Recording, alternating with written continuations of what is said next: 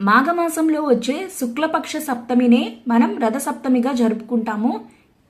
ఈరోజు సూర్య భగవానుడు రథాన్ని ఎక్కి తన దిశా నిర్దేశాన్ని మార్చుకునే రోజు. సూర్య భగవానుణ్ణి ఆరాధించడం వల్ల ఏమైనా అనారోగ్య సమస్యలుంటే తొలగిపోతాయి. సూర్యునికి ఎర్రటి పూలంటే చాలా ఇష్టం. ఈరోజు సూర్య కిరణాలు పడే చోట రథం ముగ్గు వేసి పరమాన్నం నైవేద్యంగా సమర్పించాలి. అలాగే చిక్కుడుతో రథాన్ని ఏర్పాటు చేస్తారు. ఈరోజు సూర్యాష్టకం ఆదిత్య హృదయం పఠించడం చాలా మంచిది.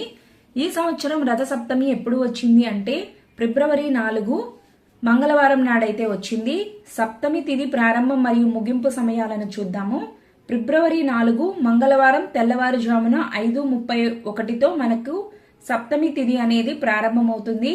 ఎప్పుడు ముగుస్తుంది అంటే ఫిబ్రవరి 5 తెల్లవారుజామున 3:33 బుధవారంతో